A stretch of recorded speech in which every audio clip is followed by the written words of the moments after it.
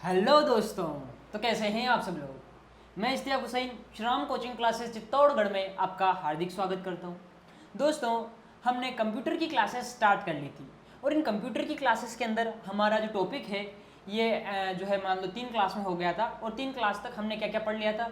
हमने कंप्यूटर का बेसिक परिचय पढ़ लिया था, कंप्यूटर का कुछ इतिहास, कुछ कंप्यूटर की पीढ़ियों के बारे में जाना था। इसके बाद कंप्यूटर की कार्यप्रणाली को समझा था। इसके बाद हमने इनपुट डिवाइस को डिटेल से पढ़ा। उसके बाद हमने आउटपुट डिवाइस को डिटेल से पढ़ा और आज हम सीपीयू यानी कि सेंट्रल प्रोसेसिंग यूनिट को समझने का प्रयास करते हैं। ओके, तो आइए स्टार्ट करते हैं आज की क्लास। हाँ, तो देखना आज की क्लास में अपन एक कंप्यूटर की पूरी कार्यप्रणाली को समझते हैं। जैसे कंप्यूटर में आप कोई भी डाटा अंदर डालते हो ना, जिससे डाटा निर्देश को अंदर डालते हो डेटा को, तो उसको इनपुट यूनिट कहते हैं और आउटपुट यूनिट से हमें सूचनाएं प्राप्त होती है। लेकिन बीच में जो कार्य होता है प्रोसेसिंग का काम, ये वाला काम, ये प्रोसेसिंग का काम है। और ये प्रोसेसिंग का काम कहाँ पर होता है? ये सीपीयू के अंदर होता है। सीपीयू जिसको बोलते हैं सेंट्रल प्रोसेसिंग यूनिट। क्या बोलते हैं इसको? सीपीयू को सेंट्रल प्रोसेसिंग यूनिट। ओके, तो इस सीपीयू के अंदर क्या क्या होता है इसको समझते हैं अपन। तो सीपीयू के अंदर देखना, जैसे कंट्रोल यूनिट होता है, इसको सीयू बोलते हैं, कंट्रोल यूनिट। ये कंट्रोल यूनिट का क्या काम है? ये कंट्रोल यूनिट इन सबका नियंत्रण करती है। इसमें एक एएलयू होता है जिसको अर्थमेटिक लॉजिक यूनिट बोलते हैं और एक मेमोरी यूनिट होती है। तो दोस्तों देखना, इसको समझना, इनपुट सीपीयू में करते हैं और आउटपुट भी सीपीयू से मिलता है हमको। ओके, सीपीयू के जरिए सारे आउटपुट उपकरण जुड़े होते हैं, तो सीपीयू को कंप्यूटर का दिमाग कहा जाता है। जैसे अब एक बात करूं, कोई भी कंप्यूटर होता है, तो कंप्यूटर अगर आपने देखा हो तो कंप्यूटर के साथ जैसे एक मॉनिटर होता है और इस तरह से एक डिब्बा सा मिलता है। वो जो डिब्बा होता है उसी को अपन सीपीयू कहते हैं और कंप्यूटर का दिमाग ये मेन सीपीयू ही है। अब देखना, इसके अंदर अगर इस डिब्बे को खोल करके देखा जाए तो इसके अंदर बहुत सारा इस तरह से उपकरण लगे होते हैं, मशीन लगी होती है इस तरह से। तो वो सारी चीज़ें जो अंदर लगी हुई है, उन चीज़ों को अगर बाहर निकाल दें और सिर्फ खाली डिब्बा बचे, जैसे मान लो इन सब चीज़ों को बाहर निकाल दिया, इन सब चीज़ों को बाहर निकाल दिया और ये बिल्कुल खाली है, तो खाली जो डिब्बा होता है उसको कैबिनेट कहते हैं। क्या कहते हैं? कैबिनेट। और इस कैबिनेट के अंदर हम मदरबोर्ड डाल दें, मदरबोर्ड, और बाकी सारे जितने भी इसके उपकरण, चिप वगैरह लगाने, वो सारा कुछ लगा दें, तो ये सीपीयू बन करके तैयार हो जाता है। तो कंप्लीट तो सीपीयू, और सीपीयू में सब कुछ निकाल दो और खाली डिब्बा बचेगा, उसको क्या कहेंगे? कैबिनेट कहेंगे। ओके, अच्छा देखना, कंप्यूटर के अंदर जो सीपीयू के अंदर देखा जाए तो इसके अंदर मेन चीज़ जो होती है वो मदरबोर्ड होता है। इसका क्या होता है? मदरबोर्ड। जैसे इसके अंदर एक बोर्ड होता है, इसको इसका मदरबोर्ड कहा जाता है। मदर बोर्ड में एम भी लिख रहा हूँ इसको शॉर्ट में, मदरबोर्ड। इस मदरबोर्ड के ऊपर ही कंप्यूटर का जो है रैम ये लगाई जाती है, इसके ऊपर ही कंप्यूटर का रोम ये लगाया जाता है, और अदर डिवाइस वगैरह जो कुछ भी लगाना है सारे सॉकेट इसके ऊपर होते हैं जिनके ऊपर उनको फिट किया जाता है। तो ये जो मदरबोर्ड होता है ना, इस मदरबोर्ड को कंप्यूटर का दिल भी कहते हैं। क्या कहते हैं? कंप्यूटर का दिल कहते हैं। मदरबोर्ड को कंप्यूटर का दिल कहा जाता है। ओके, ध्यान रखना। हाँ, आगे अपन बात करते हैं, जैसे अब इसकी बात करते हैं सीपीयू की। तो आपको पता है सीपीयू के 3 भाग होते हैं। कितने भाग? 3 भाग अभी जस्ट बताया। कौन कौन सा? सीपीयू के 3 भाग में पहला तो एएलयू, अर्थमेटिक लॉजिक यूनिट, दूसरा मैंने बता दिया सीयू, कंट्रोल यूनिट, और तीसरा एमयू यानी कि मेमोरी यूनिट। अच्छा, ये जो एमयू है, इस एमयू या मेमोरी यूनिट को स्टोरेज यूनिट भी कहते हैं। क्या कहते हैं? Storage unit. तो मेमोरी यूनिट को स्टोरेज यूनिट भी कहा जाता है। अच्छा, मेमोरी यूनिट को स्टोरेज यूनिट कहते हैं। एक और बात, इसको रजिस्टर भी कहते हैं। क्या कहते हैं? रजिस्टर। मेमोरी यूनिट को स्टोरेज यूनिट या रजिस्टर कहते हैं। इसका क्या काम है? जो भी निर्देश आप कंप्यूटर को देते हो, जो भी डेटा देते हो, उसका संग्रह करना। क्या करना? उसको संग्रहित करना, उसका संग्रह करना, ये इसका काम होता है। तो मेमोरी से आप समझ सकते हो ना, इसकी स्टोरेज वगैरह मेमोरी कंप्यूटर की। दूसरी होती है कंट्रोल यूनिट, जिसको हिंदी में कहते हैं नियंत्रण इकाई। क्या कहते हैं? नियंत्रण इकाई। तो ये नियंत्रण इकाई सदैव कार्यरत रहती है और इस कंट्रोल यूनिट के नियंत्रण में एएलयू और एमयू काम करते हैं, इन दोनों के ऊपर ये कंट्रोल करने का काम कर रही है। तो नियंत्रण इकाई या कंट्रोल यूनिट कंट्रोल करने का काम करती है, इसके नियंत्रण में सब कुछ होता है, इसकी देख रेख में सब कुछ होता है। तीसरी होती है एएलयू, इसको बोलते हैं अर्थमेटिक लॉजिक यूनिट, यानी कि अंक गणितीय, हिंदी में बोलेंगे अंक गणितीय तार्किक इकाई, अंक गणितीय तार्किक इकाई। तो ये क्या करती है? ये लॉजिकल जो होता है ना, तर्क शक्ति, तर्क गणना वो करती है। जैसे मैंने एक दिन बताया ना, जैसे 100 की बात कर लो और 50 की बात कर लो, तो 100 50 में बड़ा कौन है? 100। तो ये जो लॉजिकल कैलकुलेशन होती है, अंक गणितीय गणनाएं होती है, उन सारे गणनाओं को करने का काम कौन करती है? एएलयू। तो एएलयू किसके अंडर में काम करेगी? सीयू कंट्रोल यूनिट के, और एमयू भी किसके अंदर में? सीयू कंट्रोल यूनिट में। अब एएलयू के अंदर जो गणनाएं चल रही है, अगर उन गणनाओं को, उन डेटा को अगर सेव करना है, तो वो सारा सेव किसके अंदर होगा? मेमोरी यूनिट के अंदर। तो मेमोरी यूनिट का क्या काम है? जो डेटा निर्देश है उन सबको सेव करना। एलयू का क्या काम है, गणनाएं करना। और सीयू का क्या काम है, सबके ऊपर नियंत्रण रखना, कंट्रोल यूनिट। तो सीपीयू के 3 मुख्य भाग होते हैं। और सीपीयू की फुल फॉर्म अगर पूछ ली जाए तो सीपीयू की फुल फॉर्म क्या होती है, central processing unit. Central processing unit, ये सीपीयू की फुल फॉर्म होती है। ओके, तो हम यहाँ पर सीपीयू को कुछ समझ चुके हैं। आइए आगे बात करते हैं। अब अपन कंप्यूटर की जो मेमोरी होती है, इस कंप्यूटर की मेमोरी की बात करते हैं ना। मेमोरी की मापक इकाइयाँ क्या क्या होती है।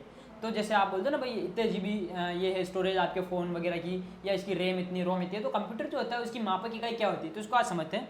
तो देखना, बीट सबसे छोटी इकाई क्या होती है, बीट एक पिक्सल के बराबर होता है। 4 बीट एक निपल के बराबर होता है। 8 बीट एक बाइट के बराबर होता है। 1024 बाइट होते हैं, एक केबी के बराबर होता है। 1024 केबी एक एमबी के बराबर होते हैं। 1024 एमबी एक जीबी के बराबर होता है।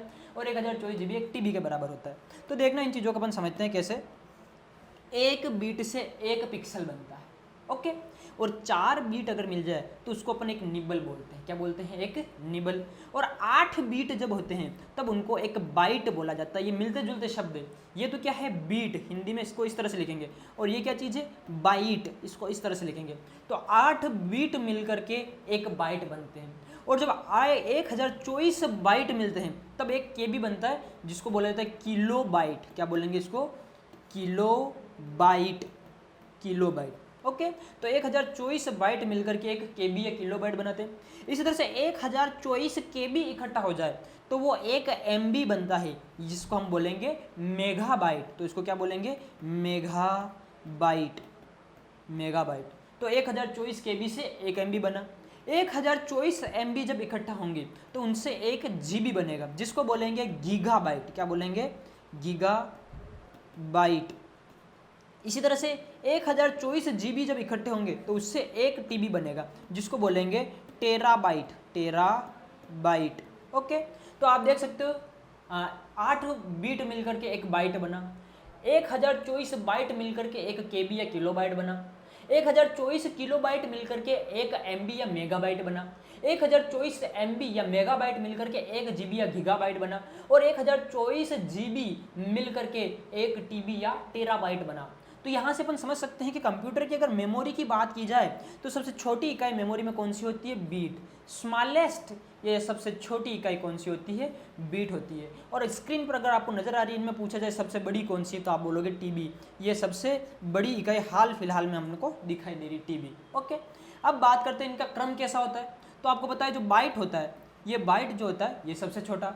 इससे बड़ा क्या होता है, किलोबाइट। किलोबाइट से बड़ा क्या होता है, मेगाबाइट। मेगाबाइट से बड़ा क्या होता है, गीगाबाइट, जीबी। और इससे बड़ा क्या होता है, टेराबाइट।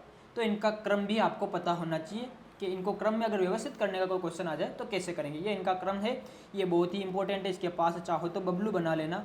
ये बबलू गुस्से में क्यों है।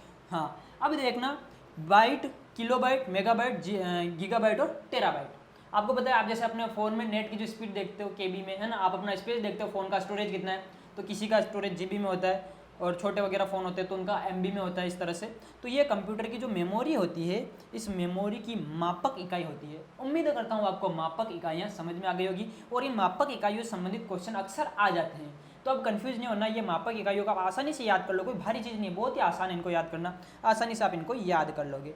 आगे बढ़ जाते हैं। मापक इकाइयों के बाद अपन बात करते हैं कंप्यूटर की मेमोरी की। बात करें आगे, तो कंप्यूटर की जो मेमोरी होती है ये मेनली 2 प्रकार की होती है। अपन कंप्यूटर की मेमोरी यूनिट है ना, उसकी बात करें, 2 प्रकार की होती है। एक तो होती है कंप्यूटर की प्राइमरी मेमोरी और एक होती है कंप्यूटर की सेकेंडरी मेमोरी। ओके, तो primary memory and secondary memory. Primary memory जो होती है ना भैया, इसको इंटरनल मेमोरी बोला जाता है। क्या बोला जाता है, इंटरनल मेमोरी, या फिर इसको मेन मेमोरी बोला जाता है। क्या कहा जाता है, मेन मेमोरी। तो कंप्यूटर की प्राइमरी मेमोरी क्या होती है, इंटरनल मेमोरी या मेन मेमोरी।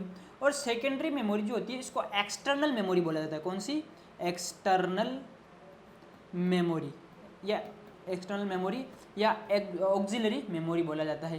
तो ये तो हो गई भैया जी कंप्यूटर की मेमोरी की बात है। 2 तरह से कंप्यूटर की मेमोरी होती है, primary memory and secondary memory. Primary memory को इंटरनल मेमोरी कहते हैं, या इसको इंटरनल जो है इसको मेन मेमोरी कहते हैं। सेकेंडरी मेमोरी को जो है एक्सटर्नल मेमोरी या सहायक मेमोरी कहते हैं। ओके, प्राइमरी मेमोरी की बात करें तो जो प्राइमरी मेमोरी की इनकी बात की जाए, जैसे इसका अन्य नाम क्या है, तो इसका अन्य नाम मैंने बता दिया, प्राइमरी मेमोरी का अन्य नाम क्या है, प्राइमरी मेमोरी का अन्य नाम क्या है, इंटरनल मेमोरी, और सेकेंडरी मेमोरी का अन्य नाम क्या है, एक्सटर्नल मेमोरी।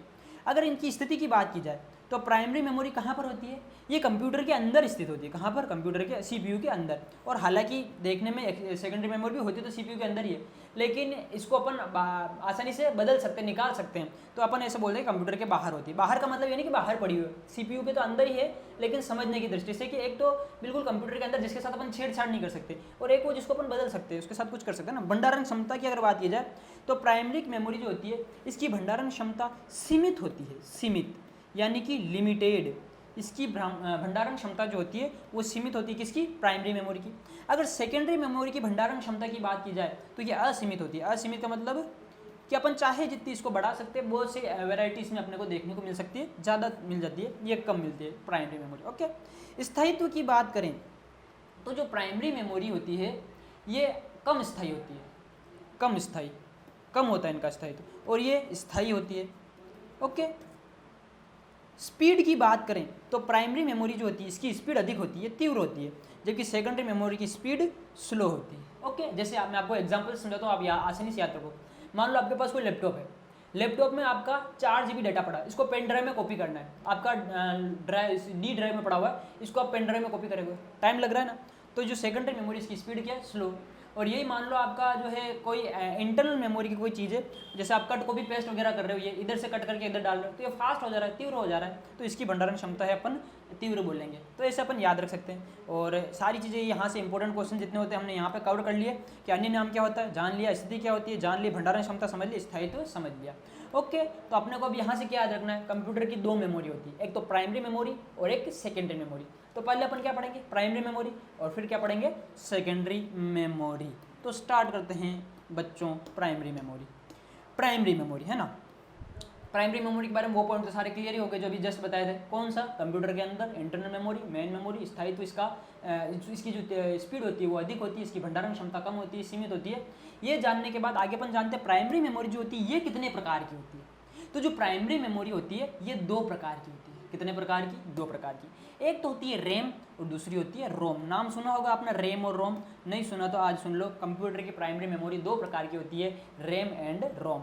रैम की बात की जाए तो रैम का पूरा नाम क्या होता है, रैंडम एक्सेस मेमोरी। और अगर रोम की बात की जाए तो रोम का पूरा नाम क्या होता है, रीड ओनली मेमोरी। ये इनके फुल फॉर्म है, random access memory and read only memory. अब बात करते हैं रैम की। तो जो रैम होती है, रैम क्या होता है, इसमें सूचनाओं को लिखा भी जा सकता है और पढ़ा भी जा सकता है। मतलब उन जो सूचना इसमें है उनको अपन करेक्शन कर सकते हैं, उनमें कुछ भी ऐड कर सकते हैं, उनमें से कुछ भी घटा सकते हैं। इसका मतलब लिखा जा सकता है उनमें, और पढ़ा जा सकता है, मतलब उनको अपन पढ़ तो रही है, उपयोग में तो ले रही है। लेकिन रोम में केवल सूचनाओं को पढ़ा जा सकता है, जो सूचनाएं कंप्यूटर के अंदर है उस सूचनाओं में अपन कोई छेड़छाड़ नहीं कर सकते, मतलब उनमें कोई नया ऐड नहीं कर सकते, उनमें से कुछ काट या डिलीट नहीं कर सकते। तो ये रैम और रोम में मुख्य अंतर तो यही हो गया कि रैम के अंदर सूचनाओं को लिखा और पढ़ा जाता है, जबकि रोम के अंदर केवल पढ़ा जाता है। रैम जो होती है अस्थायी मेमोरी होती है और रोम एक स्थायी मेमोरी होती है। रैम जो होती है ये वोलेटाइल होती है और रोम जो होती है नॉन वोलेटाइल होती है। अब ये वोलेटाइल नॉन वोलेटाइल क्या है, यहाँ से इंपॉर्टेंट क्वेश्चन देखने को अक्सर मिलता है, तो ध्यान रखना। वोलेटाइल रैम कब तक काम करती है, ये सूचनाओं को तब तक याद रखती है जब तक कि कंप्यूटर चल रहा है। जैसे ही कंप्यूटर को बंद किया इसके अंदर से सूचनाएं वो खत्म हो जाती है। तो रैम कब तक काम कर रही है, जब तक कंप्यूटर ऑन है, इसलिए इसको वोलेटाइल मेमोरी बोला जाता है। जबकि रोम में सूचनाएं तब भी रहती है जब कंप्यूटर ऑफ होता है, टर्न ऑफ करने के बाद भी सूचनाएं रोम के अंदर रहती है, इसलिए इसको नॉन वोलेटाइल बोला जाता है। तो वोलेटाइल नॉन वोलेटाइल का मतलब आप समझ लेना। और ये बता रहा हूँ इंपॉर्टेंट क्वेश्चन है वोलेटाइल नॉन वोलेटाइल का। ये क्वेश्चन आपको जरूर देखने को मिलेगा कि निम्न में से कौन सी वोलेटाइल मेमोरी है या निम्न में से कौन सी नॉन वोलेटाइल मेमोरी, इस तरह का क्वेश्चन मिल जाएगा। या फिर मिल जाएगा रैम रोम के बारे में निम्न में सत्य या असत्य कथन आ जाएगा। तो ध्यान रखना, रैम जो है ये वोलेटाइल है और रोम जो है ये नॉन वोलेटाइल है, मतलब मैं समझा चुका हूं। ओके, आगे बढ़ जाते हैं। ये रैम जो होती है 2 प्रकार की होती है, रोम जो होती है वो 3 प्रकार की होती है।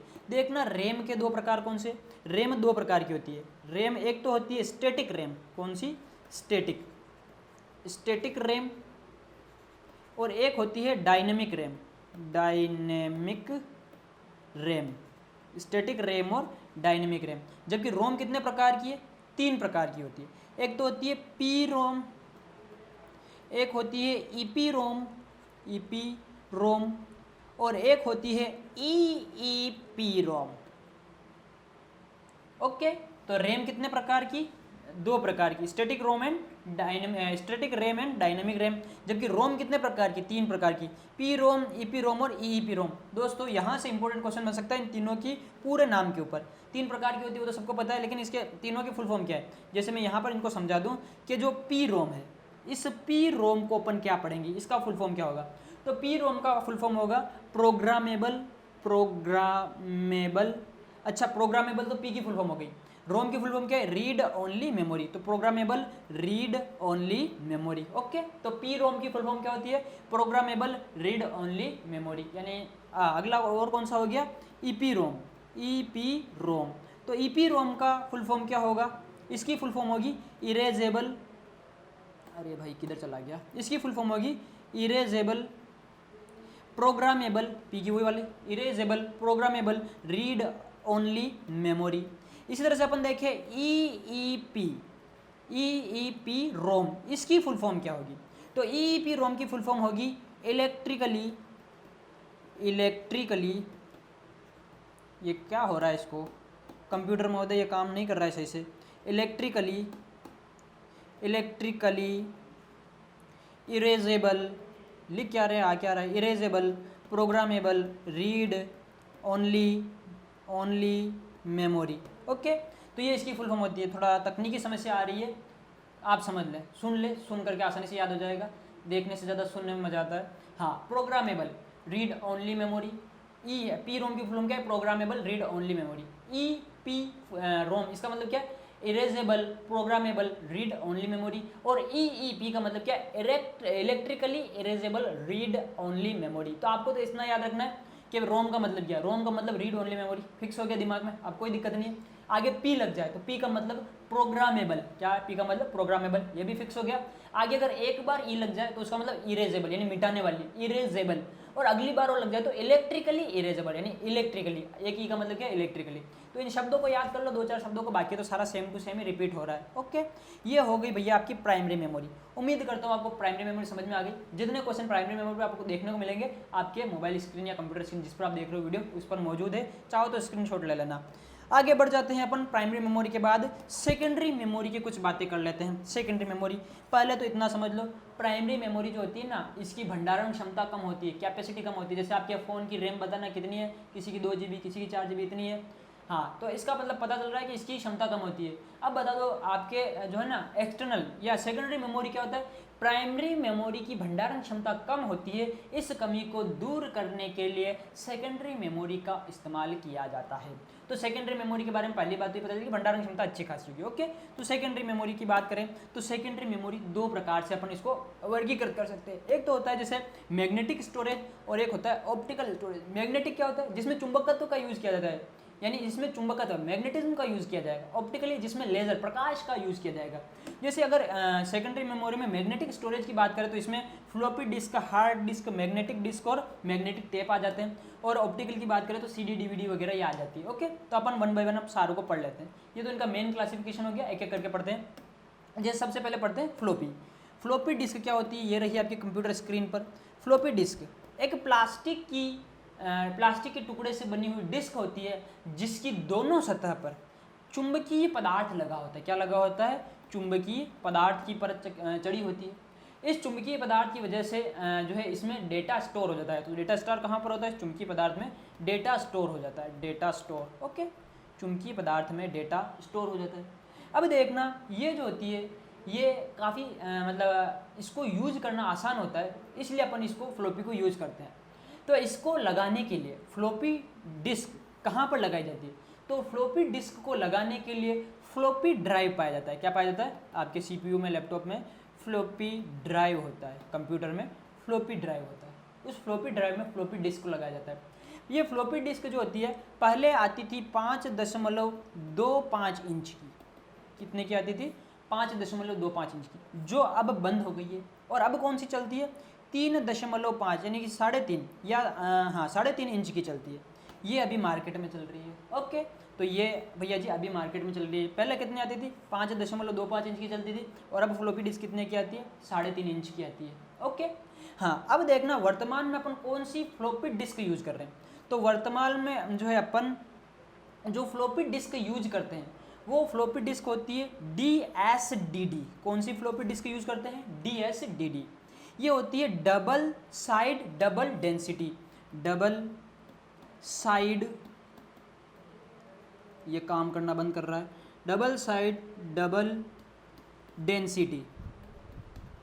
डेंसिटी, ये डेंसिटी लिखा हुआ है दोस्तों, समझने की कोशिश करना, मेरी राइटिंग बहुत ही अच्छी है, पता नहीं ऐसा क्यों हो रहा है। डबल साइड डबल डेंसिटी, तो इसमें क्या होता है कि दोनों साइड पर जो है चुंबकीय पदार्थ लगाया जाता है। इसकी डेंसिटी में अच्छा खासा अपन डाटा स्टोर कर सकते हैं। तो वर्तमान में अपन कौन सी फ्लॉपी काम में लेते हैं? Double side double density floppy disk काम में लेते हैं, और इसको DSDD के नाम से जाना सकता है। इसकी स्टोरेज कैपेसिटी कितनी होती है?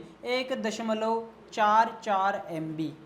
ओके, बहुत ही अच्छी है, 1.44 MB की। और इसकी साइज़ कितनी होती है? तो ये बोल रहा हूँ ना, अभी कौन सी चल रही है? 3.5, तो ये 3.5 इंच की इसकी साइज होती है। ओके, ये आपकी फ्लॉपी डिस्क कंप्लीट हुई। तो फ्लॉपी डिस्क के बारे में अच्छी अच्छी बातें क्या पता चली? ये रही आपकी कंप्यूटर स्क्रीन पर। अच्छा, तो फ्लॉपी डिस्क के बारे में बुरी बातें क्या पता चली? मतलब पूछा जाए कि फ्लॉपी डिस्क के लाभ क्या है, तो लाभ तो आपको नजर आ रहे हैं। पहला लाभ तो ये हो गया कि ये पोर्टेबल होती है। आप एक कंप्यूटर में लगाओ, इसमें से डाटा लो, दूसरे कंप्यूटर में डाल दो, तो पोर्टेबल होती है, यूज करना आसान होता है, एक जगह से दूसरी जगह इसको ले जा सकते हैं। अब इसमें हानि क्या है, कमी क्या है? तो देखना, ये बहुत ही कोमल वस्तु है, तो इसको विशेष निगरानी की जरूरत होती है, नहीं तो टूट जाएगी। दूसरा, इसकी डाटा जो होती है ना, स्टोरेज बहुत ही कम होती है, इस वजह से और दूसरी महंगी भी पड़ जाती है। इतना कम डाटा और इतना पैसा खर्च करो, इस वजह से उसको उपयोग में कम लिया जाता है। इसमें कुछ लाभ भी है, कुछ हानियाँ भी है। आगे अपन बात करते हैं जैसे हार्ड डिस्क की। ये रही हार्ड डिस्क। तो हार्ड डिस्क में क्या होता है? बहुत सारी डिस्क होती है जो एक दूसरे के ऊपर व्यवस्थित होती है और एयर पैक डिब्बे के अंदर ये रखी रहती है। ओके, तो इसमें हार्ड डिस्क में जितनी डिस्क होती है, इन सब के अंदर डेटा स्टोरेज किया जाता है। इसका मतलब हार्ड डिस्क की जो कैपेसिटी होती है, इसकी कैपेसिटी फ्लॉपी से अच्छी खासी होती है। हार्ड डिस्क को लाना ले जाना आसान होता है, मतलब इसको एक कंप्यूटर से दूसरे कंप्यूटर में कनेक्ट किया जा सकता है। हाँ, तो ये हार्ड डिस्क की अच्छी अच्छी बात है। इसमें एक रीड एंड राइट हेड होता है, उस हेड के जरिए आप सूचनाओं को इसमें भेज भी सकते हो, इसमें से डेटा को डिलीट भी कर सकते हो। ध्यान रखना, आप फ्लॉपी में से भी डेटा को डिलीट कर सकते हो और हार्ड डिस्क में से भी डेटा को डिलीट कर सकते हो। ओके, ये हार्ड डिस्क की कुछ खास बातें हो गई। आपके कंप्यूटर को अगर आप चलाते हो तो उसमें एक लोकल ड्राइव C होता है, तो C भी एक हार्ड डिस्क की है, लेकिन इसके अंदर कंप्यूटर की खुद की मेमोरी की जो चीज़ें होती है, एप्लीकेशन सॉफ्टवेयर वगैरह, ये चीज़ रहते हैं। इसके बाद अपन अलग से हार्ड डिस्क भी लगा सकते हैं, जैसे DE इस तरह से, तो अलग से अलग लगती रहती है। ओके, ये होगी हार्ड डिस्क की बातें। हार्ड डिस्क की अच्छी अच्छी बातें तो बहुत सारी, इसकी स्टोरेज कैपेसिटी अच्छी है, सस्ती होती है दूसरी उपकरणों की तुलना में। लेकिन इसकी कमी क्या है कि ये कोमल वस्तु है, मतलब एक बार अगर ये गिर जाती है तो गिरते ही इसका डेटा तुरंत नष्ट हो जाता है, तो गिरते ही डेटा नष्ट हो जाता है, ये इसकी कमी है। हाँ, अब हार्ड डिस्क के बाद अपन बात करते हैं मैग्नेटिक डिस्क की। मैग्नेटिक डिस्क में बहुत सारी डिस्क होती है, वो एक के ऊपर एक ही धुरी या अक्ष पर होती है और वो घूमती रहती है, एक ही धुरी या अक्ष पर घूमती रहती है। इसमें क्या होता है, मैग्नेटिक डिस्क में जो सबसे ऊपर वाली डिस्क है इसकी तो ऊपर की साइड, और जो सबसे नीचे वाली डिस्क है इसकी नीचे की साइड में कोई भी डेटा स्टोर नहीं किया जा सकता।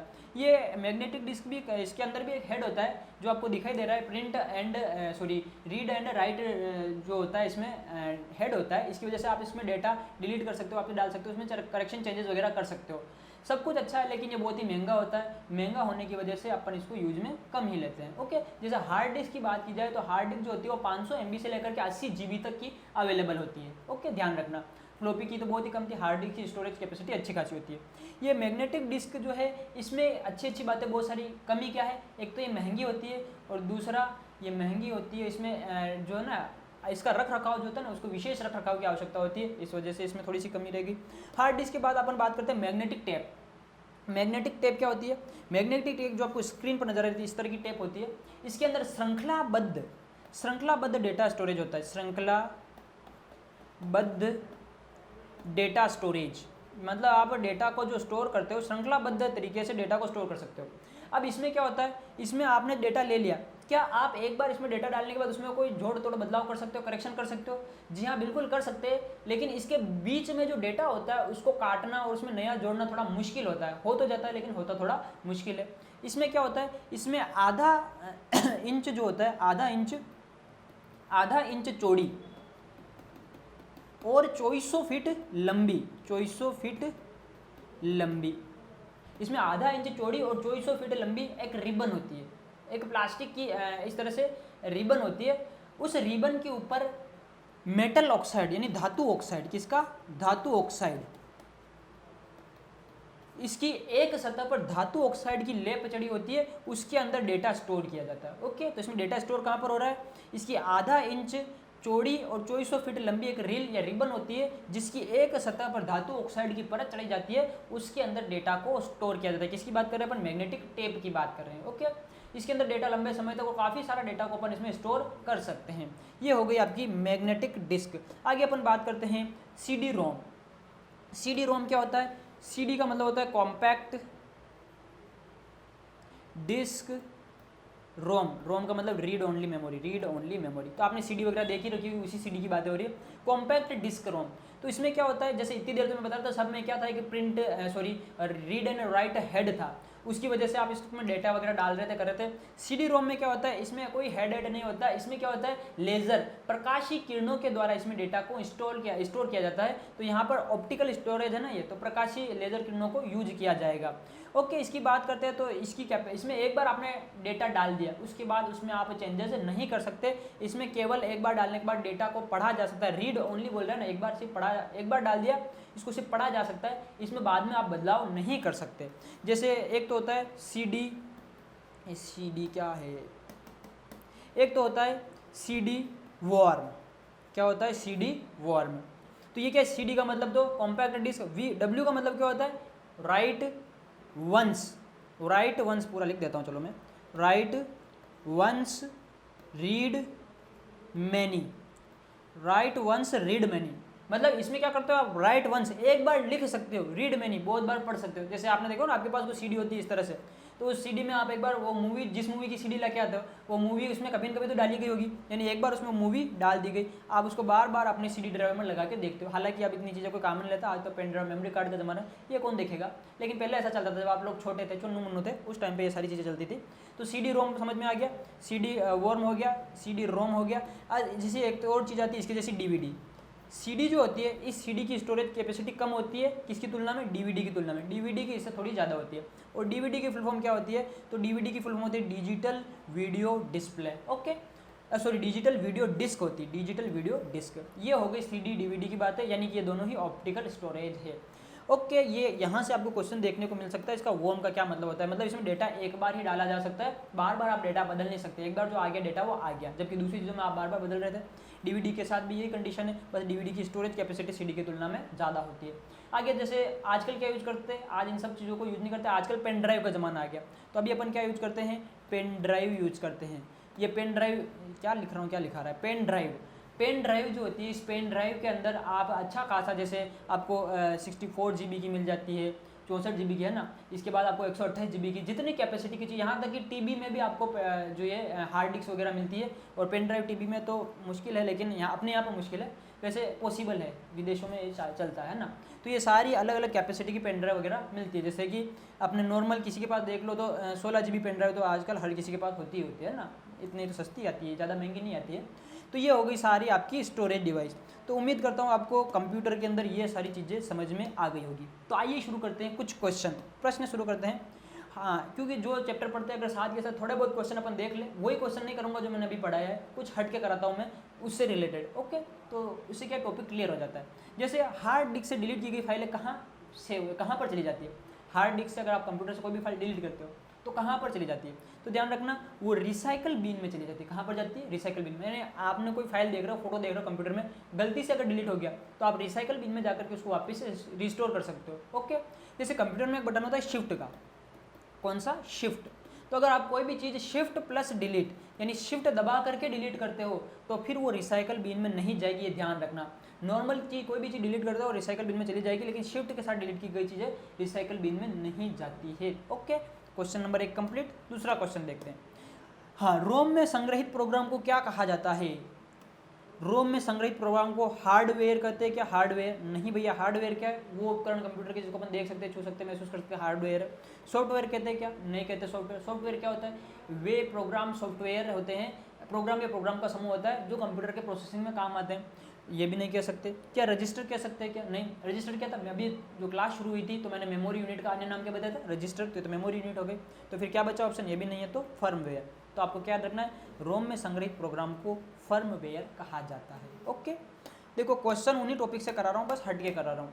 हाँ, आज सामान्य उपलब्ध सबसे बड़ी स्टोरेज डिवाइस में स्टोर किए जाते हैं। सबसे बड़ी कौन सी बताई थी? अभी आपको पूरा सीक्वेंस सिखाया था कैपेसिटी का। किलोबाइट सबसे बड़ा था क्या? नहीं। केबी सबसे बड़ा नहीं था। बीट सबसे बड़ा नहीं था। गीगाबाइट सबसे बड़ा नहीं था। को सबसे बड़ा कौन सा था? टीबी। एक टीबी में 1024 जीबी होते हैं, अभी बताया था। नेक्स्ट क्वेश्चन, मेमोरी यूनिट किसका एक पार्ट है? देखो आपको अभी जस्ट समझाया था, क्योंकि ये ऐसा क्वेश्चन बहुत ही ईजी है लेकिन आप गच्चा खा सकते हो। Control unit, central processing unit, input device और आउटपुट डिवाइस। तो बहुत से लोग पहला ही देख के इसी पे टिक लगा देते हैं, गलत कर देते हैं। मैंने अभी क्या सिखाया था चैप्टर शुरू करते ही? सीपीयू। इसके 3 भाग होते हैं। कितने भाग? 3। एक तो बताया था मेमोरी यूनिट, एक बताया था एएलयू, और एक इसका बताया था मेमोरी यूनिट, एएलयू, एक control unit. Okay, control unit. तो ये पूछ रहा है मेमोरी यूनिट यानी कि ये वाला किसका भाग है? सीपीयू का भाग है। तो इसमें क्या आएगा? Central processing unit.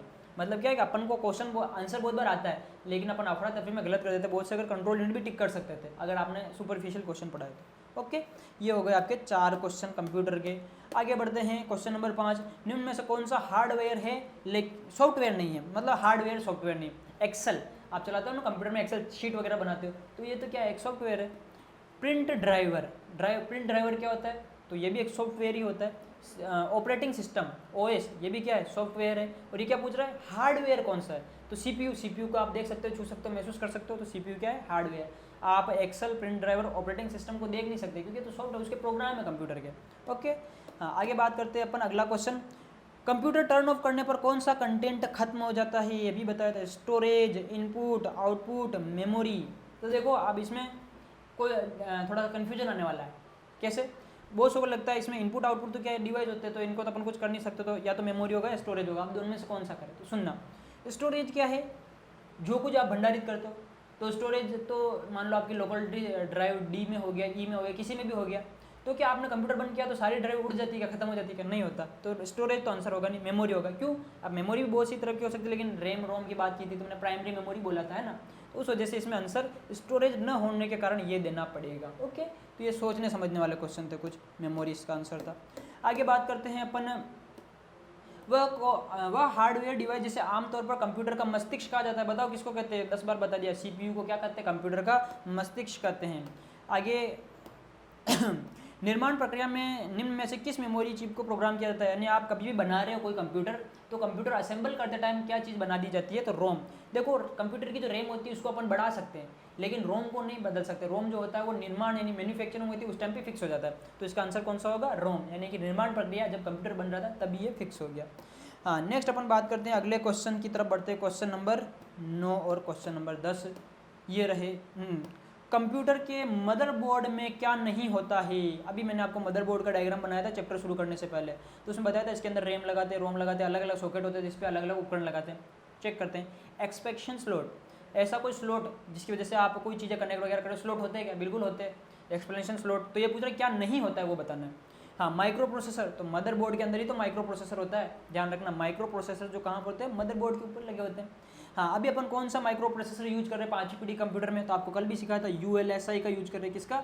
ULSI, ultra large scale integration. अच्छा, माइक्रो प्रोसेसर सबसे पहले किसने बनाया था? इंटेल कंपनी ने बनाया था। तो फर्स्ट माइक्रो प्रोसेसर दुनिया का वर्ल्ड्स